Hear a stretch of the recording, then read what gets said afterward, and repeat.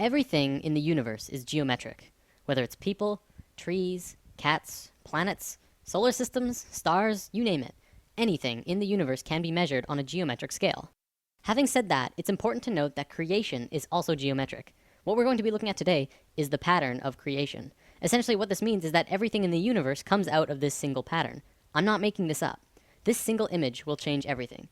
When I mentioned in Lesson 5 that the ancient Egyptians and even more ancient civilizations knew about a deeper, basic understanding of the universe, this is the flower of life, and it is also the creation pattern of everything in existence. Even non-tangible things, emotions, thoughts, music in its entire spectrum, everything comes from this image. Okay, so there are 13 information systems that comes out of the flower of life. Today, I'm going to show you how physical reality can manifest itself, which is just one of the 13 systems. In future lessons, we will look at more. It's also important to note that at first it may not make sense.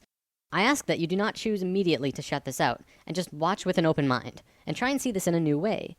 Also, I want to tell you that by learning about sacred geometry simply by observing, you are absorbing only a very minuscule amount of information. If you really want to learn more, you must begin to draw it yourself.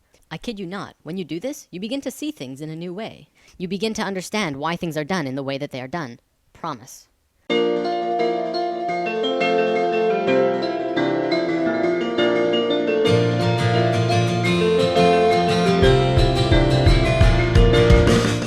The flower of life was known around the world in ancient times. It was found in Ireland, Turkey, Israel, Egypt, China, Greece, Germany, India, and Iceland. It's also been recorded to have been found in England, Tibet, Japan, Sweden, Lapland, the Yucatan, and I think 14 other places.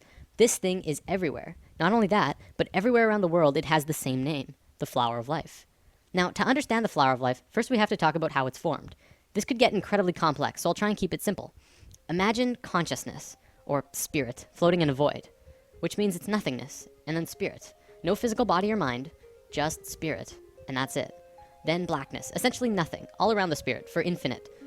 Spirit decides to do something, so it expands its consciousness all around itself as far as it can go without moving. It creates a sphere around itself. This is the first circle in the flower of life. Then, spirit has an awareness of what's around itself in 360 degrees. It moves to the very edge of the sphere anywhere, and repeats what it did the first time. It creates this image, which also creates the Vesica Pisces. Within the Vesica Pisces is a vast and incredible amount of knowledge about width, proportion, depth. Also comes the square roots of 2, 3, and 5, which are all numbers that go on forever. But even more interestingly, comes geometric information about light. We'll talk about that in a moment. Now, spirit has no choice but to do it again. Spirit is flawless, and therefore it will move flawlessly, creating the next circle either here or here, exactly one radius away from the other circle next to it. Every time spirit moves another sphere, more and more knowledge comes out of the image that is created. The first complete image to be formed is this. It has two names, the seed of life, or the Genesis pattern, and for good reason. Now, let's look at the book of Genesis for a second. Each of these movements or creations of circles can be seen as another day. On the first movement, the second sphere, it created knowledge about not only mathematical proportions, but light. The first sentence of Genesis says, "The earth was without form and void, and that the Spirit of God moved upon the face of the waters." In the very next sentence, God says, "Let there be light."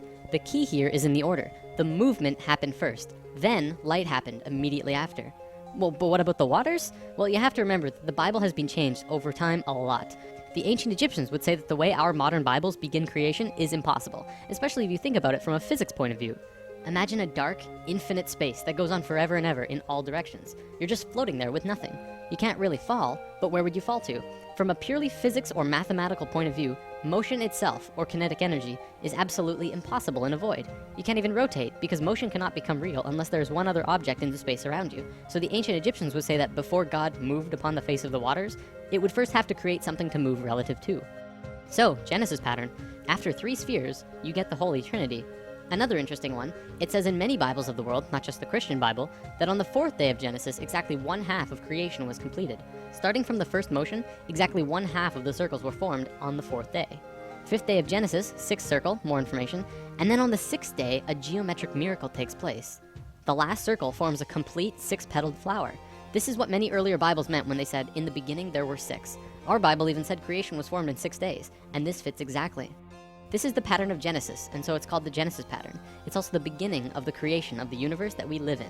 These original movements of spirit are really important, but now let's look at something even cooler. Another image that comes out of this pattern is this. It's called the Tree of Life. Many may recognize this as the Jewish or Hebrew Kabbalah, but the Kabbalah did not originate this image, and there is proof. the Tree of Life does not belong to any culture, not even the Egyptians, who carved the Tree of Life on 2 sets of 3 pillars at Karnak Temple, Luxor, over 5,000 years ago. It's outside any race or religion, as with all of these images. They are patterns that are intimately connected with nature. You'll also notice that every circle on the Tree of Life is either the length or width of the Vesica Pisces. The second image beyond Genesis in the Flower of Life is the Egg of Life. This is formed during the second vortex motion. Upon its completion, it creates an image like this, a 3-dimensional shape that you can hold in your hand. If you were to connect their centers, you would see a cube. So what? Who cares? Well, the ancient Egyptians did, because they were concerned with creation, life, and death. They called this cluster of spheres the Egg of Life. You probably won't believe me just yet, but this shape is the morphogenic structure that created your body. Your entire physical existence is dependent on the Egg of Life structure, and everything about you was created from that form. Everything from your eye color to how long your fingers are. This is a whole lesson on its own, so let's move on for now. All around the world, the Flower of Life was always made the exact same way. See, this pattern can clearly go on forever. However, they always stopped after 19 circles. Why? Well, because they didn't want you to see what I'm about to show you. Back then, this image and knowledge was so sacred that they couldn't allow it to become common knowledge. It was appropriate at that time. However, now we either use the information or fall further into darkness. In biology, all cells have a zona pellucida around the edge. These circles around the Flower of Life are the zona pellucida of the Flower of Life. You must remove these, then complete the spheres that were cut off by the zona pellucida. With one more step, you will have the secret. Finish the drawing, add the final missing circles, giving you this. This image is the Fruit of Life. This pattern of 13 circles is one of the holiest, most sacred forms in existence. It's called the fruit because it is the result, the fruit, from which the fabric of the details of the reality were created. Remember when we talked about male and female energy, lesson 4? As you can see, this image is female. It has no straight lines. However, when you combine male lines with these female circles, something amazing happens. What you do is draw a straight line from the very center of every single circle to every other circle in this image. When you do this, you get an image which is known throughout the universe, everywhere, as Metatron's cube. It is one of the most important informational systems in the universe, one of the basic creation patterns in existence. So what is Metatron's cube? Well, anyone who has studied sacred geometry, or even regular geometry for that matter, knows that there are 5 unique shapes in the universe, and that they are crucial to understanding both regular and sacred geometry. They are called the Platonic solids. A Platonic solid has certain characteristics by definition. First of all of its faces are the same size. For example, a cube, the most well-known Platonic solid, has a square on every face, so all of its faces are the same size. Secondly, the edges of the Platonic solids are all the same length.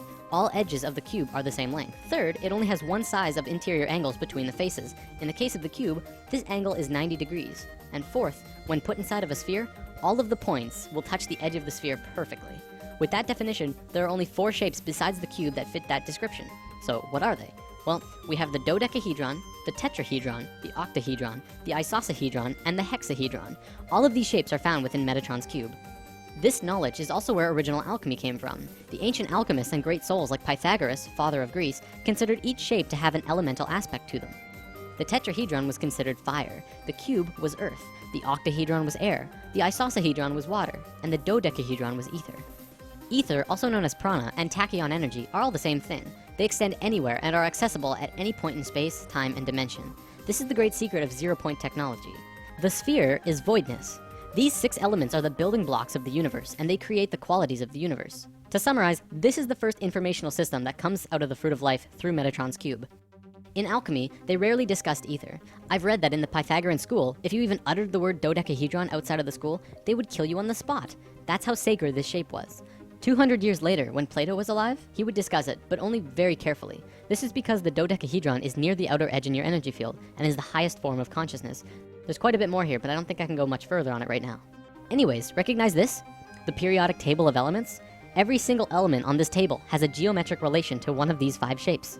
Modern scholars ridiculed this idea until the 1980s, when Professor Robert Moon at the University of Chicago demonstrated that the entire periodic table of elements, literally everything in the physical world, is based on these same 5 forms. In fact, throughout modern physics, chemistry, and biology, the sacred geometric patterns of creation are being rediscovered. Another example is the Egg of Life that I showed you earlier. Hopefully that will help you to understand just how incredible and important of a discovery this truly is. Everything that modern science knows about the elements and reality are tied together through the Platonic solids, which come out of Metatron's cube, which is formed out of the Fruit of Life, which comes from the Flower of Life, which is made by spirit. Damn. Whether you're convinced yet or not, this is the missing piece of the puzzle. It all comes down to spirit. Don't forget, this is just one of 13 informational systems that created the universe. If you want to study this on depth in your own, the best resource I'm aware of is the book The Ancient Secret of the Flower of Life. Alright, I'm gonna wrap up with something I think you'll enjoy. Do you believe in aliens? Even after lesson 5, I realize many of you might be skeptical. Would you believe me if I flat out told you that aliens have been coming to Earth and helping us for a very long time now? No? How about now? This is the flower of life in a crop circle. Remember, the flower of life is not only tied to everything in the universe, but consciousness, spirit, as well. Here's another one, and another one. Here's the Vesica Pisces in a crop circle. See, by creating these crop circles, aliens have been actually affecting and helping the consciousness of the planet. Do not fear aliens. They're here to help.